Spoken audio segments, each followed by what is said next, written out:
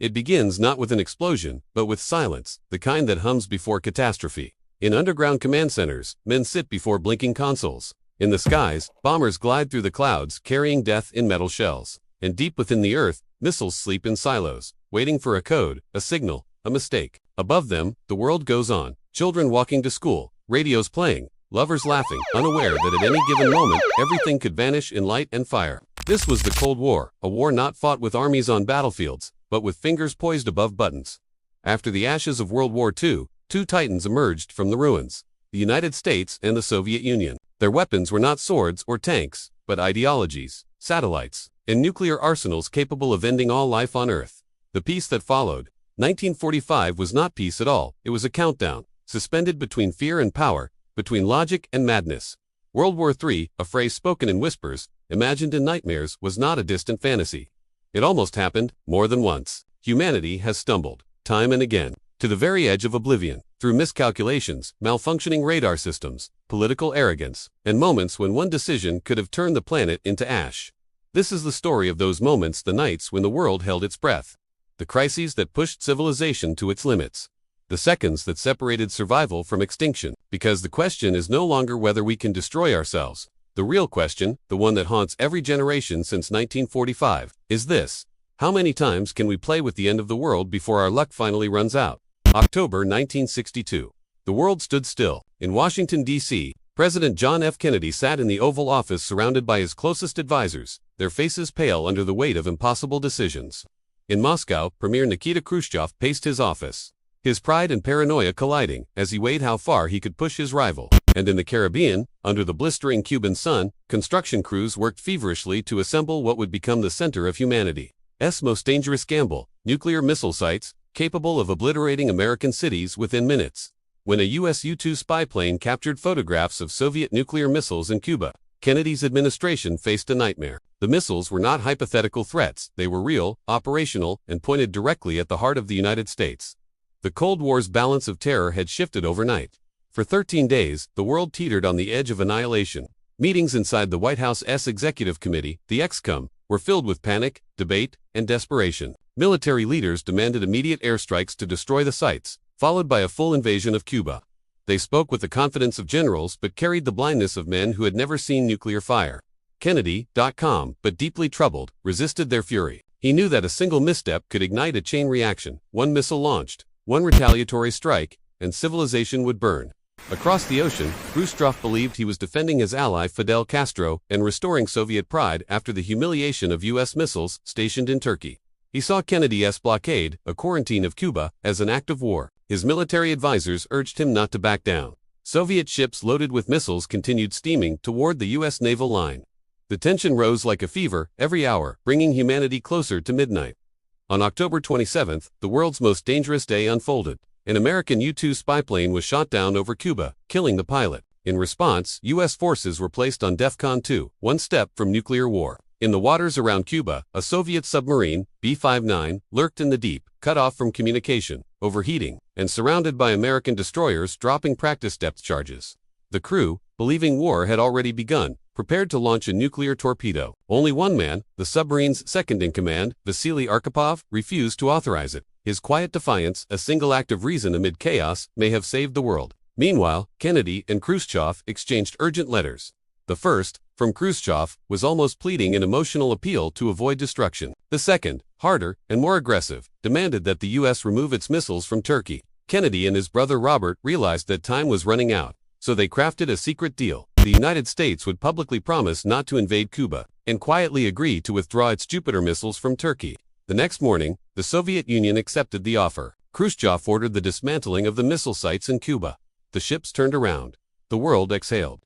For 13 days, humanity had stared into the abyss. The crisis revealed how fragile peace truly was, dependent not on weapons, but on communication, restraint, and luck.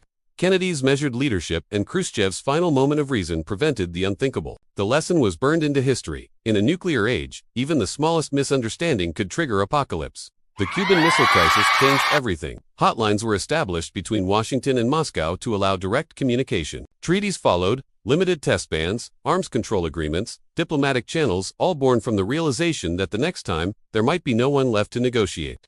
The age of total war had ended. replaced by a new reality. Survival depended not on strength alone, but on the wisdom to stop before the point of no return. In the nuclear age, humanity built machines to guard against annihilation, systems of instant detection, rapid retaliation, and split-second decision-making. Yet the very technology designed to preserve civilization became the instrument that nearly destroyed it. The Cold War's promise of mutually assured destruction relied not on reasoned judgment, but on sensors, satellites, and algorithms, machines that could misread a glitch as Armageddon. And more than once, they did. It was September 26, 1983. Deep inside the Serpukhov-15 bunker near Moscow, Lieutenant Colonel Stanislav Petrov sat in front of a computer console, monitoring Soviet early warning satellites. Suddenly, alarms flickered. The screen screamed a single horrifying message. The United States had launched 5 nuclear missiles toward the Soviet Union. Red lights flashed, sirens wailed. Protocol dictated that Petrov immediately report the attack to his superiors, triggering a counterstrike that would send hundreds of nuclear warheads across the Atlantic. The fate of the world hung on his next action, but Petrov hesitated. Something felt wrong. The system showed only a few missiles, far too few for a real first strike. He reasoned that if the Americans were truly attacking, they would launch everything. The warning, he decided, must be an error.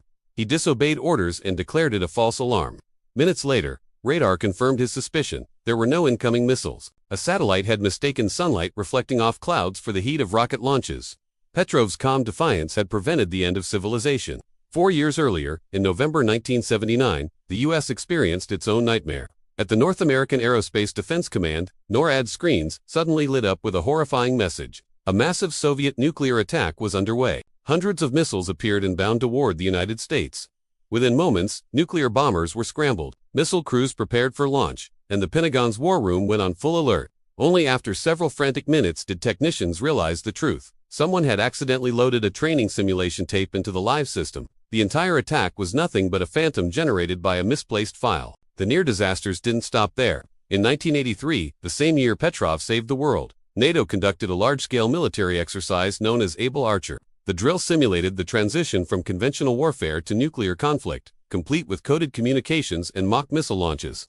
But to Soviet intelligence, the exercise looked terrifyingly real. Their paranoid leadership, already on edge from President Reagan's evil empire rhetoric and recent U.S. missile deployments in Europe, believed a surprise nuclear strike might be imminent. Soviet forces went on high alert, nuclear bombers were armed, and missile crews stood ready for launch. The world was once again seconds from oblivion, not from aggression, but from misunderstanding. In each of these moments, it wasn't generals or presidents who saved humanity. It was individuals, fallible, frightened, and human, who questioned their machines. Stanislav Petrov's intuition, NORAD technicians, quick thinking, and the restraint of NATO and Soviet officers during Able Archer all revealed the same truth. Our survival depends not on technology, but on judgment. The irony is devastating. The nuclear command systems built to ensure safety were themselves the greatest threats to it. Computers, satellites, and radars could misread reflections, storms, or even test tapes as existential danger. A misplaced signal, a faulty chip, or a line of bad code could start World War III. Humanity had placed its fate in the hands of machines that could not feel doubt, and in doing so, made doubt the most precious human virtue of all. These false alarms were not just close calls, they were warnings. Warnings that peace is not guaranteed by deterrence or by technological superiority. The balance of terror rests on fragile systems, on human eyes catching digital ghosts before they become real. Every second of nuclear peace since 1945 has been borrowed time, preserved by the wisdom of a few and the mercy of era untriggered. Across the world, the Cold War was fought not only with missiles and silos but with ideology, influence, and subtle, shadowy maneuvers. From the ruined streets of post-war Berlin to the mountains of Korea, the jungles of Vietnam, and the deserts of the Middle East, the United States and the Soviet Union engaged in a relentless game of brinkmanship. Each sought to expand its sphere of influence, to prove that its political and economic system was superior, all while avoiding the unthinkable, a direct clash that could ignite global nuclear war. Berlin, a city divided by ideology, became the first testing ground. The Berlin blockade of 1948 had already revealed the stakes, when the Soviets cut off land access to West Berlin. The Western Allies responded with the Berlin airlift, a logistical marvel that supplied millions of residents with food and fuel. The world watched nervously, recognizing that even small miscalculations in this city could have spiraled into armed conflict between superpowers armed with nuclear arsenals. The blockade ended without shots fired, but the tension remained, a constant reminder of the precarious balance holding civilization together. The Korean War demonstrated how regional conflicts could become global chess games. In 1950, North Korean troops, backed by Soviet equipment and advice, invaded South Korea, the United States led a United Nations coalition to repel them. The war became a proxy battlefield where the superpowers tested each other's resolve. MacArthur's push toward the Yalu River in 1951 raised alarms in Moscow. Would the U.S. cross the line into Chinese territory and provoke Soviet intervention? The threat of escalation loomed, yet nuclear weapons were never used, largely because the shadow of mutually assured destruction had restrained the warring powers. Vietnam was another theater of this dangerous experiment, as American advisors and later combat troops engaged the North Vietnamese and Viet Cong. The Soviet Union and China supplied weapons and intelligence to the communists. Each side hoped to prove its dominance without triggering an all-out nuclear confrontation.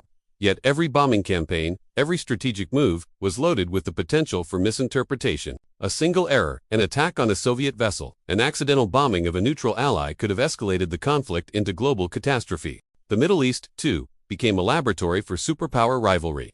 During crises like the Suez Canal conflict or the Arab-Israeli wars, the US and USSR provided support to opposing sides. Their involvement never reached direct combat between the two superpowers, but the proximity to nuclear weapons made even small skirmishes dangerous. Each side assumed the other's restraint, but ego, miscommunication, and miscalculation were constant threats. At the core of this delicate balancing act was the doctrine of mutually assured destruction. Both powers knew that any nuclear strike would be met with retaliation, ensuring the total annihilation of both attacker and defender. MAD created a psychological tightrope. Leaders had to project strength to deter the other while restraining impulses that could trigger escalation. Pride, fear, and ideology all competed in decision-making rooms, where a moment of misjudgment could have turned a localized conflict into worldwide ruin. Through these proxy wars, the world learned a terrifying lesson. War had changed, but not disappeared. It no longer needed direct confrontation to threaten global annihilation. Every regional battle, every covert operation, and every political maneuver carried the shadow of nuclear catastrophe. The superpowers tested each other constantly, measuring reactions, signaling resolve, and trying to avoid mistakes that could end everything. In this shadowy landscape, miscommunication was lethal. A misread telegram, an overzealous commander, or a politically motivated bluff could have ignited a chain reaction beyond control. Humanity's survival during this period relied less on diplomacy and more on careful calculation, restraint, and an unspoken understanding of the fragile line separating war from extinction. The Cold War, in essence, was not just a geopolitical struggle, it was a perpetual high-wire act above the abyss. Throughout the Cold War, humanity's survival often depended on invisible threads, moments of courage, intuition, and sheer chance that tipped the scales away from annihilation. In bunkers and war rooms, decisions were made in seconds that could have ended civilization.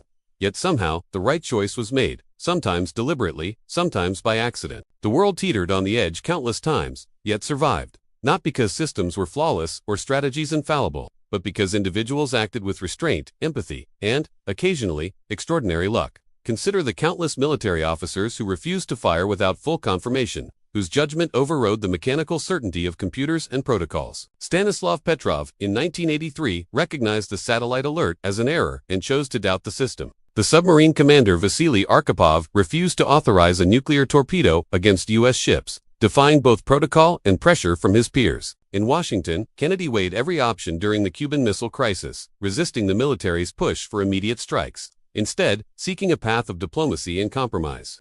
These individuals acted not out of heroism alone, but from a deep understanding of what was at stake, the lives of billions and the future of the planet. Diplomacy, too, played a subtle but critical role. Letters exchanged in secret between superpowers, back-channel negotiations, and carefully constructed compromises often prevented misunderstandings from exploding into full-scale war. Leaders had to balance pride against prudence, ego against the lives of their citizens, and ideology against the simple desire to survive. These delicate conversations were acts of courage in a climate dominated by fear and suspicion, where a single misstep could trigger global disaster. Fear itself was paradoxical. It drove nations to build ever larger arsenals and to prepare for scenarios that might never occur. It fueled paranoia, espionage, and shadow wars. Yet fear also forced caution, making generals and politicians hesitate at critical moments, preventing hasty decisions that could have ended life as we know it. Humanity was trapped in a cycle, building weapons to feel safe, but only surviving because those same weapons made restraint a necessity. Luck, often invisible, threaded through every a computer glitch misread, a reflection in the sky, a moment of indecision, or even a change in weather could have tipped the world into oblivion. Each event reminds us that survival was never guaranteed, that our history has been as much about fortune as foresight. Humanity has endured not because we perfected war or mastered technology, but because our flaws, our doubts, hesitations, and moral intuitions often outweighed the cold logic of destruction. The Cold War, with its nuclear standoffs, proxy wars, and technological near-disasters, serves as a stark reminder. Peace is fragile, preserved only through restraint, reason, and chance. Civilization survived not by being invincible, but by being human, fallible, reflective, and capable of restraint, even when every system, ideology, and instinct screamed otherwise. Each close call was a lesson etched in the collective memory of humanity, a warning that the edge of oblivion is never far away, and that survival is never guaranteed. The story of these near catastrophes teaches a haunting truth. Our existence is maintained not through perfection, but through the courage to pause, the wisdom to negotiate, and the blind luck that keeps a world on the brink from tipping over. Peace, in this light, is not a state to be taken for granted. It is a delicate achievement, preserved in the shadow of fear, human judgment, and the improbable mercy of chance.